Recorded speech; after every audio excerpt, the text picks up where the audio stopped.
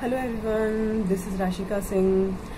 Today I will explain you the first chapter of 10th science, that is chemical reaction and equations.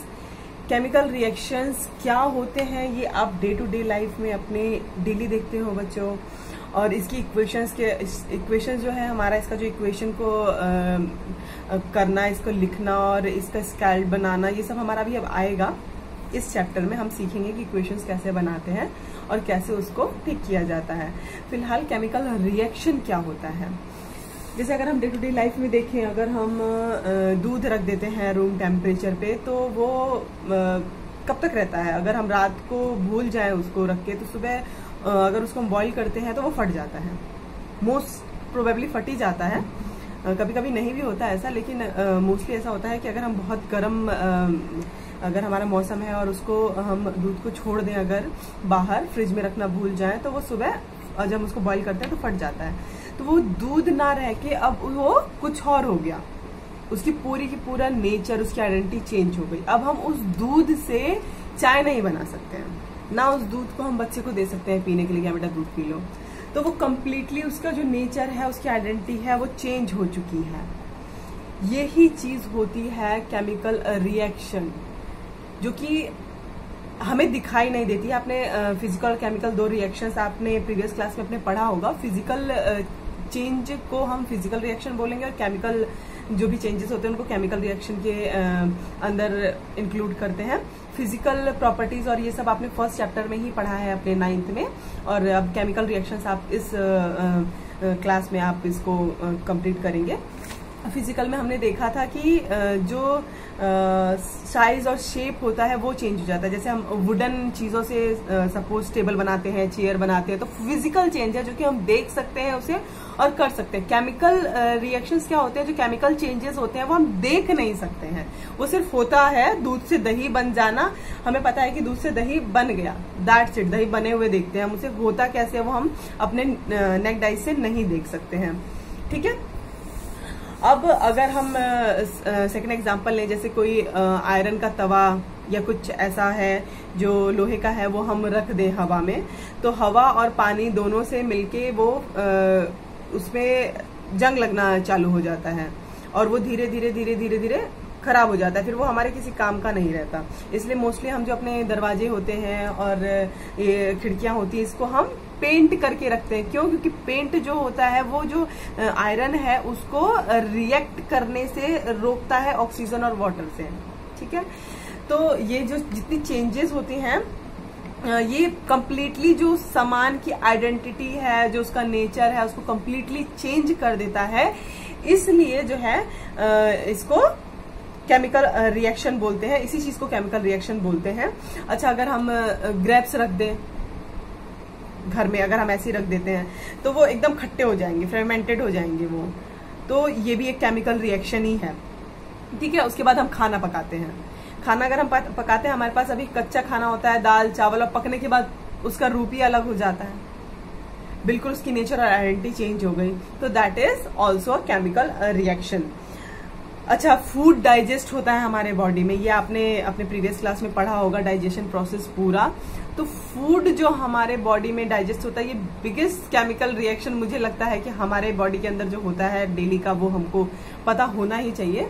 तो ये food कैसे digest होता है, हमारे body में जाता है, उसके बाद इंस्टेटाइन में वो एसिड छोड़ता है, हमारा इंस्टेटाइन उसको पचाता है। ये सारी प्रोसेस आप पढ़ चुके हैं, ठीक है, और इसका एलेबोरेटेड फॉर्म होगा भी शायद बायो में। और तो इसके थ्रू जो है हम खाना पचाते हैं। तो खाना हम खाते किस रूप में है और ये एग्जॉस्ट अलग तरीके से होता है, तो सारा ये केमिकल रिएक्शन है जो कि पूरा रूप ही चेंज हो जाता है, चीजों का आइडेंटिटी और नेचर दोनों चेंज हो जाता है। ये दो वर्ड आपको बिल्कुल याद रख लेने हैं कि आइडेंटिटी और नेचर चेंज होना ही केमिकल रिएक्शन है, ओके।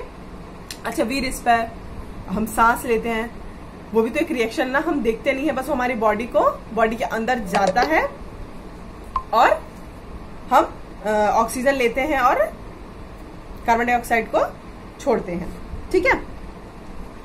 ओके, देन ये मैं पूरा आपको जितने एग्जांपल दिए मैंने उसमें बता चुकी हूँ मैं कि आइडेंटिटी और नेचर आइडेंटिटी चेंज होता है सब्सटेंस का, this is called a chemical reaction. Okay, अब हम कुछ एक्टिविटीज करेंगे, इसकी मैं वीडियोस आपको भेज दूंगी, वो आपको 3 से 4 बार देखना है और उसका कंक्लूजन मुझे आपको लिख के भेजना है। अभी मैं सिर्फ और सिर्फ एक्टिविटी रीड करूंगी, मैं इसके बारे में कुछ भी नहीं, आपका आंसर नहीं बताऊंगी इसमें कि आएगा क्या, ये आप लोग मुझे बताएंगे जो भी मैं आपको वीडियोस भेजूंगी उसे देख के कि उसका क्या मतलब कंक्लूजन है।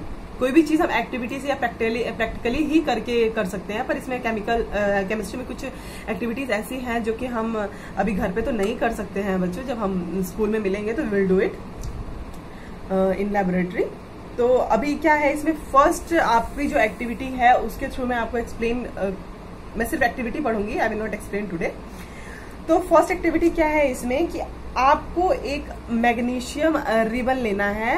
ये मैंने जो साथ में वीडियो अटैच की है उसमें आपको सब कुछ दिखेगा कि कैसे कैसे क्या करना है। एक मैग्नीशियम रिबन लेना है आपको 3 से 4 centimetre long, and bye rubbing it with sand paper. Sand paper वो रेगमाल होता है जिसे हम रगड़ते हैं किसी लोहे को जंग मिटाने के लिए। आप पूछना अपने घर में किसी से तो पता ही होगा।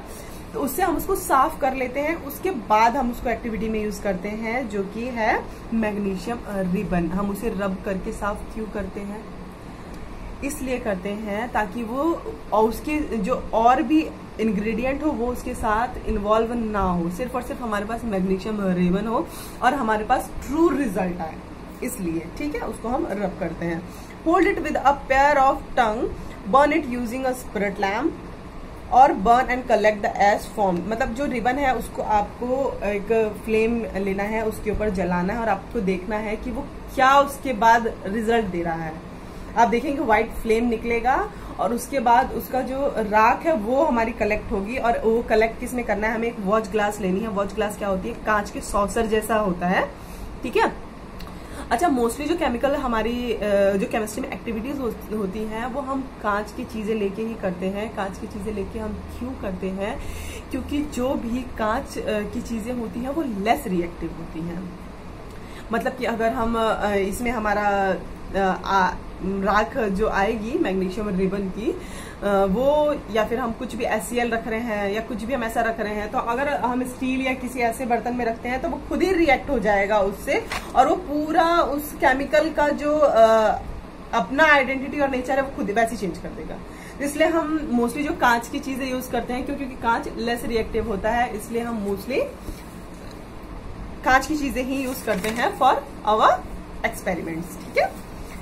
तो ये सब छोटी छोटी चीजें आपको ध्यान रखनी है केमिस्ट्री में। केमिस्ट्री बहुत ही बारीक सब्जेक्ट होता है बच्चों, टेक इट सीरियस, ठीक है। अब ये क्या होता है, इसमें क्या एक्टिविटी का रिजल्ट है, ये आप मुझे बताएंगे, ठीक है। अब हम सेकंड एक्टिविटी लेते हैं। इसमें क्या करना है, आपको लेड नाइट्रेट सॉल्यूशन लेना है एक टेस्ट ट्यूब में। टेस्ट ट्यूब क्या होता है, एक लंबी सी परख नली बोलते हैं उसको, वो भी कांच की होती है, लॉन्ग होती है, पतली, ठीक है। वो आपको वीडियो में सब दिख जाएगा कि क्या होता है, ठीक है। तो उसको एक टेस्ट ट्यूब में लेना है। Add potassium iodide solution to this, ठीक है। इसमें आपको क्या आप ऑब्जर्व करते हैं, येलो कलर का एक प्रेसिपिटेट आएगा। प्रेसिपिटेट क्या होता है, अवक्षेप जो रह जाता है। लाइक अगर हम पोटैटोज हैं उसको हम वॉश करते हैं तो उसकी जो गंदगी निकल के जो पानी में बैठ जाती है नीचे, दैट इज प्रेसिपिटेट, जो हमें हमारे उस पूरी चीज को अलग होके मतलब अवक्षेप बच जाता है, कुछ उसके कण बच जाते हैं जो कि हमारे यूजफुल है या नहीं है, ये तो डिपेंड करता है, और एक्टिविटीज में हम आगे पढ़ेंगे, ठीक है। प्रेसिपिटेट का मतलब क्या होता है, जो बच गया होता है, अवक्षेप, ठीक है। अभी आप इतना ही समझिए, ओके। अब ये दूसरी एक्टिविटी थी, इसकी भी मैं आपको वीडियो साथ में अटैच कर रही हूँ, वो भी आपको देखना है। प्लीज एक वीडियो कम से कम आप 2-3 बार जरूर देखिए, so that you can understand. और इसका जो भी रिजल्ट होगा ये आपको अपने नोटबुक में लिख के मुझे भेजना है पर्सनली। सब बच्चे मुझे सेंड करेंगे और इसमें कोई भी अगर दिक्कत है तो you can ask any time, no problem. अच्छा, अब इसकी थर्ड एक्टिविटी मैं पढ़ने जा रही हूँ जो कि आपको देखना है वीडियो में। कर तो आप नहीं सकते हैं घर में क्योंकि ये सारी चीजें घर में प्रोवाइड नहीं होती हैं, ठीक है। तो अब हम थर्ड एक्टिविटी में क्या लेंगे, take a few zinc granulate in a conical flask और a test tube. Zinc granulate होते हैं, जिंक के ग्रेनुलेट कहने का क्या मतलब है। जिंक एक मैटर होता है, उसको आप चाहे तो आप गूगल पे सर्च कर लीजिएगा, वरना आप बोलिएगा तो मैं आपको सेंड कर दूंगी उसकी फोटोज और कैसा होता है। ग्रेनुलेट क्या होते हैं, उसके छोटे छोटे टुकड़े होते हैं जिंक ग्रेनुलेट, ठीक है। उसको क्या करना है आपको, डाइल्यूट हाइड्रोक्लोरिक एसिड और सल्फ्यूरिक एसिड टू दिस, इसको उसमें ऐड करना है। मतलब अच्छा, HCl क्या चीज होती है ये आपने प्रीवियस क्लास में पढ़ रखा है, एसिड होता है एक। और डाइल्यूट लिखने का क्या मतलब होता है, कॉन्सेंट्रेटेड और डाइल्यूट दो चीजें हमारे पास होती हैं। कॉन्सेंट्रेटेड क्या होता है, जो हमारा बिल्कुल बहुत ही सघन होता है, मतलब लाइक दूध है। दूध अगर हम बिल्कुल जैसे निकाल रहे हैं गाय से, और वो कॉन्सेंट्रेटेड है। अगर हम उसमें पानी मिला दे रहे हैं तो दैट इज डाइल्यूट, ठीक है। अगर इसमें आपको दिक्कत है कि डाइल्यूट क्या होता है, कॉन्सेंट्रेटेड क्या होता है, तो ये भी आई विल एक्सप्लेन। अगर आपको जरूरत होगी तो आप मुझे बोलिएगा, ठीक है। तो डाइल्यूट हाइड्रोक्लोरिक एसिड लेने का मतलब यहाँ पे ये HCl होता है, बेसिकली हाइड्रोजन और क्लोरीन का मिक्सचर होता है, हाइड्रोक्लोराइड बनाता है। और ये बहुत ही थोड़ा सा डेंजरस है अगर ये डाइल्यूट ना होके कॉन्सेंट्रेटेड है तो। इससे मैं अपना दुपट्टा जला चुकी हूँ दैट्स वाई कह रही हूँ कि अगर हम करेंगे इसको एक्टिविटीज में तो ध्यान देना पड़ेगा थोड़ा सा। और सल्फ्यूरिक एसिड लेना है हमको, HCl, डाइल्यूट HCl। प्लीज आप इन सब चीजों को, ये छोटी छोटी चीजें केमिस्ट्री में ध्यान देते हुए चलिए कि डाइल्यूट क्या होता है, कॉन्सेंट्रेटेड क्या होता है। तो डाइल्यूट HCl हमको लेना है और सल्फ्यूरिक एसिड लेना है, जो कि हमें जो जिंक के जो हमने ग्रेनुलेट लिए थे उसको ग्रेनुअल्स को उसमें ऐड कर देंगे। HCl और सल्फ्यूरिक एसिड दोनों का ऐड कर देंगे। एसिड है इसलिए आपको इसको थोड़ा सा केयर से रखना पड़ेगा। आई जस्ट कैन टेल, ये हम लेबोरेटरी में करेंगे तो देखेंगे फिर। Do you observe anything happening around the zinc granulate? जब आप ऐसा करोगे तो जिंक के जो ग्रेनुलेट होंगे जिससे आपने उसमें डाला, तो आप देखोगे, ऑब्जर्व करोगे उसके आसपास क्या एक्टिविटी हो रही है। ये आप देखना वीडियो तो आपको समझ में आएगा। Touch the conical flask and test tube, is there any change in its temperature? अब आपको जब आप ये एक्टिविटी कर रहे होंगे तो आपको इसके टेम्परेचर में भी चेंज दिखेगा। तो पूरी जब ये आप एक्टिविटीज कर लेंगे तो इससे आपको कंक्लूजन क्या निकलेगा, चेंज इन स्टेट हो जाता है। सबसे पहला चेंज इन स्टेट किसमें हुआ, जो हमने मैग्नीशियम रिबन जलाया था उसकी आप एक्टिविटी देखना। उसमें क्या होगा कि वो जो रिबन था उससे वो राख बन जाता है, तो स्टेट चेंज हो गया ना। 3 स्टेट्स आपने पढ़ रखी हैं, वैसे तो स्टेट्स और बढ़ेंगी और एलेबोरेटेड होंगी आपकी इस क्लास में। तो वैसे सॉलिड लिक्विड गैस आपने पढ़ा है, तो सॉलिड से एक तरह से वो थोड़ा सा लेस, भी सॉलिड ही हुआ लेकिन लेस सॉलिड हुआ वो, ठीक है। तो राख बन जाता है, अपना स्टेट चेंज कर लिया उसने। चेंज इन कलर, जो आप सेकेंड एक्टिविटी करेंगे उसमें आप देखेंगे कि येलो कलर का प्रेसिपिटेट बनेगा, जो रिजल्ट आएगा, तो वो क्या होगा, कलर में चेंज हो गया। इवेल्युएशन ऑफ गैस, जो आप थर्ड वाला करेंगे ना, जो जिंक ग्रेनुअल्स के साथ था with HCl and sulphuric acid, तो उसमें क्या होगा, आप देखेंगे उसमें गैस निकलेगी। मैं नाम नहीं बता रही हूँ, ये सब आपको करके क्योंकि देना है, ये आपका होमवर्क है। तो वो गैस निकलेगी, तो मतलब कि वो सॉलिड से लिक्विड में पड़ा, लिक्विड से गैस निकली, स्टेट चेंज हो रहा है, नेचर और आइडेंटिटी चेंज हो रही है। प्लीज इस चीज को आप ध्यान दीजिए कि केमिकल रिएक्शन में एक्चुअली क्या हो रहा है, ठीक है। उसके बाद आप जो लास्ट वाली जो आपकी एक्टिविटी है जिंक ग्रेनुल के साथ, उसमें आपका टेम्परेचर चेंज भी होगा, उसमें अलग से थोड़ी सी हॉटनेस आपको लगती है। ये सब मैं बता रही हूँ, और आपको ये सब इसका जो है रिजल्ट वो आपको लिख के देना है मुझे प्रॉपरली। इन तीनों एक्टिविटीज में जो मैं आपको वीडियोस भेजूंगी उसमें बेसिकली जो उसके आंसर्स हैं वो क्या है, ठीक है। तो ये एक नॉर्मल आज सिर्फ इतना ही बताऊंगी मैं आज की केमिकल रिएक्शन क्या होता है, दैट्स इट। इतना ही बताया है मैंने, और आपको पूरी एक्टिविटी से समझना है कि केमिकल रिएक्शन क्या होते हैं। केमिकल रिएक्शन के साथ कुछ कुछ उसमें केमिकल इक्वेशंस भी समझाई गई हैं, जो कि सिर्फ और सिर्फ अभी आपको याद ही करनी है। वो हम उसको बैलेंसिंग एंड ऑल हम सीखेंगे आगे। लेकिन प्लीज इसमें जो ये नाइट्रेट, पोटेशियम, ये सारी चीजें आप पहले भी पहले क्लासेस में पढ़ चुके हैं आप, ये सारी चीजें क्या होती हैं। पर अब आपको ये थोड़ा सा याद रखना पड़ेगा कि लेड का Pb होता है, नाइट्रेट का HCl हाइड्रोक्लोरिक एसिड होता है, सल्फ्यूरिक एसिड, ये सब, इन सब के फॉर्मूले आपको लर्न ही करने पड़ेंगे।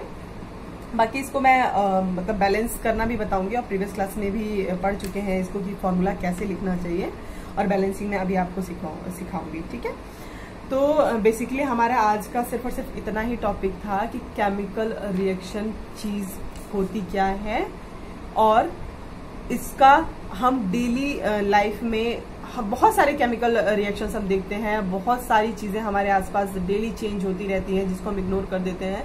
लेकिन अब आप थोड़ा सा केमिस्ट्री माइंड हर जगह लगाइएगा और देखिएगा कहाँ पे चीजें केमिकल चेंज हो रहा है। ठीक है, तो that's all for today. I will sending you the videos regarding activities, और मैं आपको एनसीईआरटी से ही पढ़ा रही हूँ बच्चों, तो एनसीईआरटी का ही मैं आपको पीडीएफ भेज रही हूँ। प्लीज आप उसको एक बार रीड करिएगा जरूर। ऑब्वियसली बात है अभी आपके पास बुक्स नहीं होंगी बहुत से बच्चों के पास, क्योंकि बहुत ही सडन था सब कुछ। तो I am sending you PDF too, और अगर और कुछ रिक्वायर्ड होगा तो I will send it too. Please contact me if any problem in this video regarding any concept or anything. Thank you so much.